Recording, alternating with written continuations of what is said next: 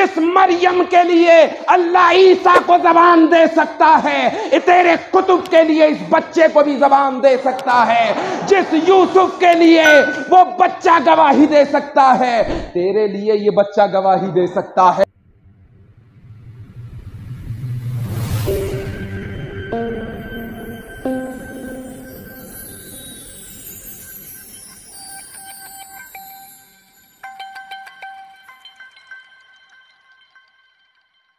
سلطان شمس الدین التمش کا زمانہ ہے۔ حضرات محترم، تخت ہندوستان پر یہ بادشاہ بیٹھا ہے، لیکن ایسا بادشاہ تھا جس کی سنتیں بھی کبھی قضا نہیں ہوتی تھیں۔ حضرات محترم، ہمیں تو اگر چند روپے مل جائیں تو آپے سے باہر ہو جاتے ہیں، تخت پر بیٹھنے کے بعد جس کی سنتیں قضا نہ ہوتی ہوں، تاریخ اس کو شمس الدین التمش کے نام نامی اس میں گرامی سے جانتی ہے۔ غریب نواز کے مرید اور خلیفہ حضرت قطب الدین بختیار کاکی، جن کا مہرولی کے اندر مدار ہے۔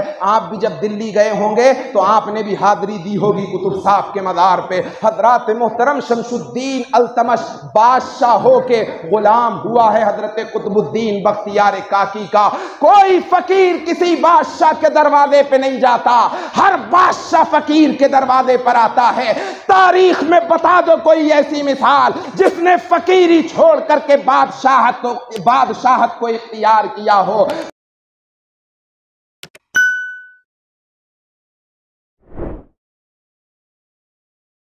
آپ کو تاریخ میں یہ بات تو ملے گی کہ سمنا کے تخت کو لات مار کر کے محبوب سبحانی نے فقیری اختیار کی تھی۔ حضرات محترم، یہ دنیا کا چلن ہے، اللہ کو پانے کے لیے دنیا کی محبت کو دور کرنا پڑتا ہے۔ ایک دل کے اندر دو چیزیں جمع نہیں ہوتی، یا تو دنیا کی محبت جمع ہو سکتی ہے یا پھر اللہ کی محبت جمع ہو سکتی ہے۔ حضرات محترم، سلطان شمس الدین التمش مرید ہوا حضرت قطب الدین بختیار کاکی کا، ہندوستان کا بادشاہ۔ اور یہ کوئی ہندوستان کوئی اتنا چھوٹا ہندوستان نہیں تھا اس وقت، یہ بنگلہ دیش بھی اسی ہندوستان کے اندر تھا، یہ پاکستان بھی اسی ہندوستان کے اندر تھا، یہ افغانستان بھی اسی ہندوستان کے اندر تھا۔ تصور کریں آپ کہ ہند کی سلطنت کتنی بڑی تھی، اتنی بڑی سلطنت کا بادشاہ ایک فقیر کے دروازے پر کھڑا ہے۔ آخر کیا جا رہا ہے، آخر کیا لینے جا رہا ہے؟ قرب خدا کی منزلیں لینے جا رہا ہے۔ اس کو بھی معلوم ہے تخت پر بیٹھ کر کے میں وہ چیز حاصل نہیں کر سکتا جو چیز ایک فقیر کے قدموں میں مجھے ملے گی۔ حضرت قطب الدین بختیار کاکی سے کہنے لگا، سلطان شمس الدین التمش، سرکار میرا تخت بہت دور ہے، آپ کی خانقاہ زیادہ دور ہے، آپ ایک کام کریں، یا تو مجھے اجازت دیں کہ میں اپنا تخت آپ کی خانقاہ کے قریب لے آؤں، یا آپ ایسا کریں کہ آپ میری خانقاہ کے قریب آ جائیں۔ حضرات محترم، اب اس نے ایک عرضی پیش کی سرکار کی بارگاہ میں، کہنے لگا حضرت اب مجھے تخت سے کوئی دلچسپی نہیں ہے، اب میں تخت چھوڑنا چاہتا ہوں، آپ مجھے حلقہ ارادت میں ہر وقت رکھ لیں۔ آپ نے فرمایا سلطان شمس الدین ایسا نہ کرو، تم عادل بادشاہ ہو، اللہ نے تمہیں حکمران بنایا ہے، تم مخلوق کی خیر خواہی کرتے ہو، اگر تم چھوڑ دو گے تو ہو سکتا ہے کوئی ظالم بادشاہ تمہاری جگہ آ جائے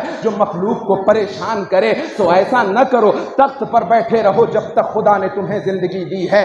زمانہ گزرتا گیا حضرات محترم، اب کچھ لوگ محبت کرنے والے بھی ہوتے ہیں، کچھ لوگ حسد کرنے والے بھی ہوتے ہیں، جیسا کہ ہر زمانے میں ہوتے ہیں۔ ہمارے بھی کچھ محبت کرنے والے ہوں گے، ہم سے بھی کچھ حسد کرنے والے ہوں گے۔ ایسے ہی سرکار قطب الدین بختیار کاکی سے بھی کچھ محبت کرنے والے تھے، کچھ حسد کرنے والے تھے۔ اچھا، غیروں کو یہ بات پسند نہ تھی کہ وقت کا سلطان شمس الدین التمش جیسا بادشاہ ایک فقیر کا غلام ہو گیا ہے، لہذا غیروں نے بھی اور اپنوں نے بھی چالیں چلنا شروع کی۔ کیا چالیں؟ کہ اس بوڑھے کو قطب الدین کو ایسا بدنام کیا جائے، ایسا بدنام کیا جائے کہ اس سلطان کی نظر میں ان کی جو رفعت ہے، ان کی جو عزت ہے، وہ چکنا چور ہو جائے۔ حضرات محترم، اور میر جعفر اور میر صادق ہر زمانے میں ہوا کرتے ہیں۔ ٹیپو سلطان کو برباد کرنے والے آپ آپ کی نظروں کے سامنے ہیں۔ حضرات محترم خود ہی کلمہ پڑھنے والے تھے جنہوں نے دین کو بیچ دیا۔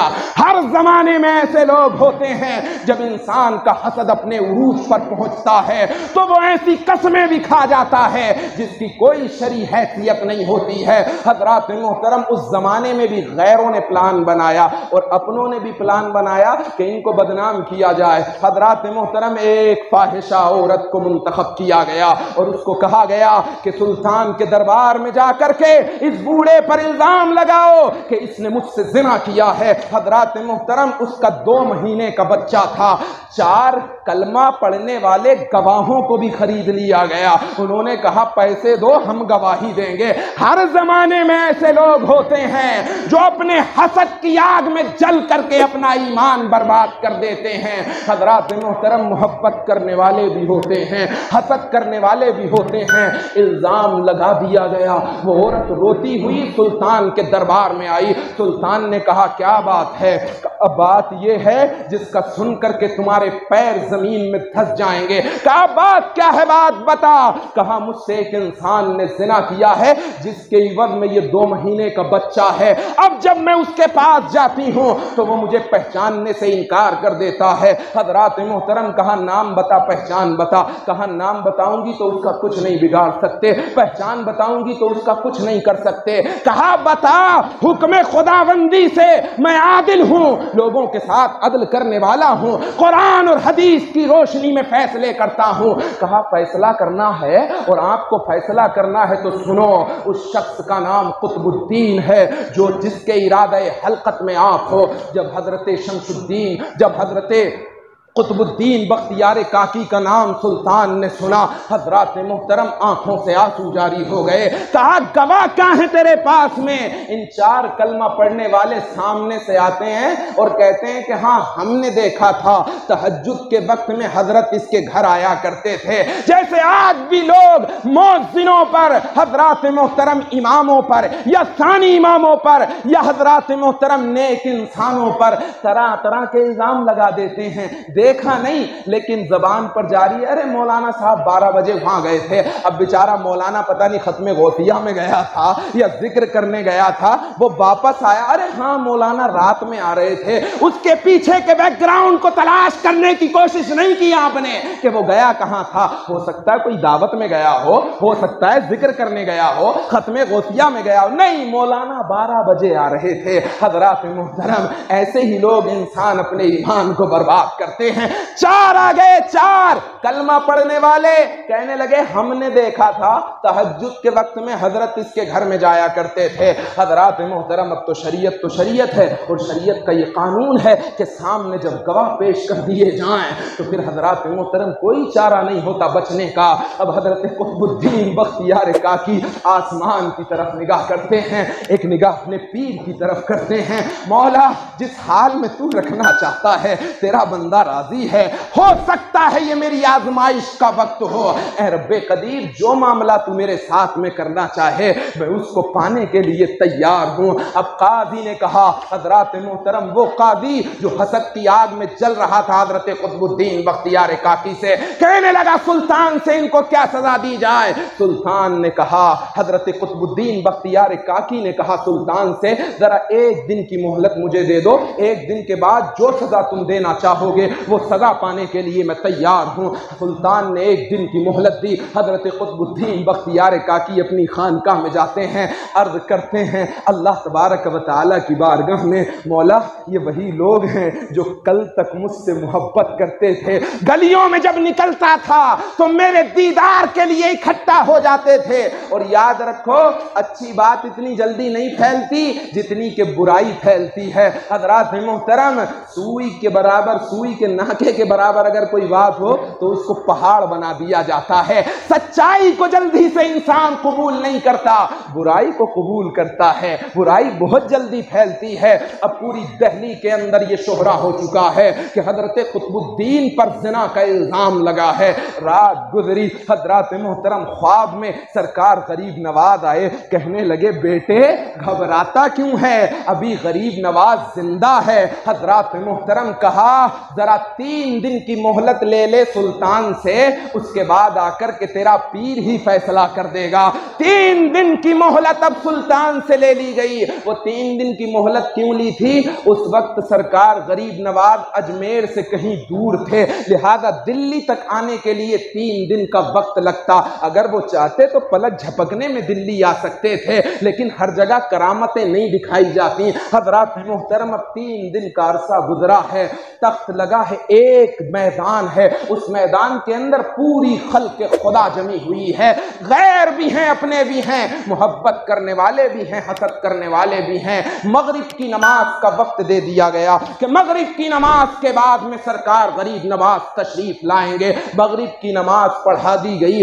वक्त गुजर रहा है, अभी तक सरकार गरीब नवाज नहीं आए हैं। देखा कि एक घुड़सवार चेहरे पे नकाब डाले बड़ी तेजी से आता है, उस मजमे के अंदर उस नमाज को फॉलो करता है जो नमाज उस हजरात मोहतरम उस मजमे के अंदर पढ़ाई जा रही है। जैसे ही सलाम फेरा, 2 रकातें हो गई थी, 2 रकातों के लिए सरकार गरीब एक रकात हो गई थी, 2 रकात हजरात मोहतरम आपकी छूट गई थी। 2 रकातें आपने मुकम्मल की मगरिब की। उसके बाद में आपने सुल्तान से पूछा बात क्या है। सुल्तान ने कहा हजरत, इस औरत ने इल्जाम लगाया है आपके मुरीद पर कि इन्होंने मेरे साथ जिना किया है। कहा गवाह, वो 4 लोग आपने हंसते हुए, आपने जैसे ही निगाह डाली, कहा तुमने देखा है। एक हैबत तारी हुई उन गवाहों पर, लेकिन दुनिया की मोहब्बत जिसके सर चढ़ चुकी हो उसके ईमान को फिर कोई नहीं बचाता। कहा हाँ हमने देखा है। उस औरत की तरफ मुखातब हुए गरीब नवाज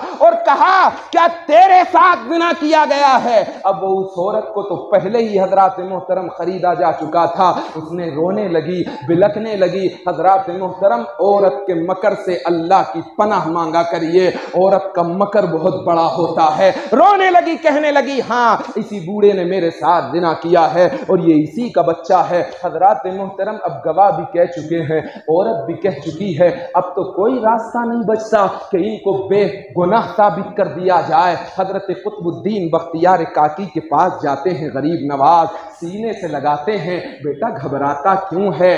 जिस मरियम के लिए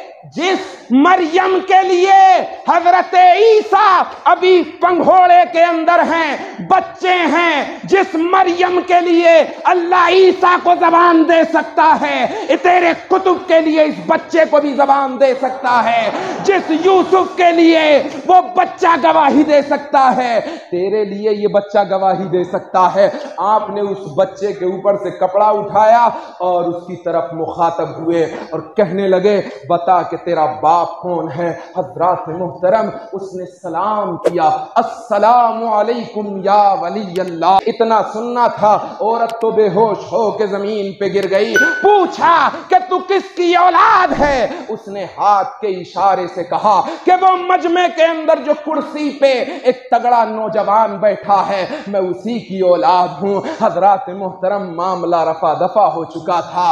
आपने फरमाया जिस मरियम के लिए अल्लाह ने ईसा को ज़बान दी थी, उसी अल्लाह ने उम्मते मुहम्मदिया के वली के लिए इस बच्चे को ज़बान दे दी है। अब मजमे के अंदर ये साफ हो चुका था कि ज़िना किसने किया है। हज़रात मुहतरम, तो सोहबतें अच्छी करिए और सोहबतें अच्छी करने के बाद ज़िंदगी को उस मकाम पे लाइए जिस मकाम का खुदा ने आपको इशारा किया है। रब्बे कदीर हम सबको सही माना में कुरान और हदीस पर अमल करने की तौफीक मरहमत फरमाए, गुनाहों से बचने की तौफीक अता फरमाए, नेकियों के रास्ते पर गामज़न होने की तौफीक अता फरमाए।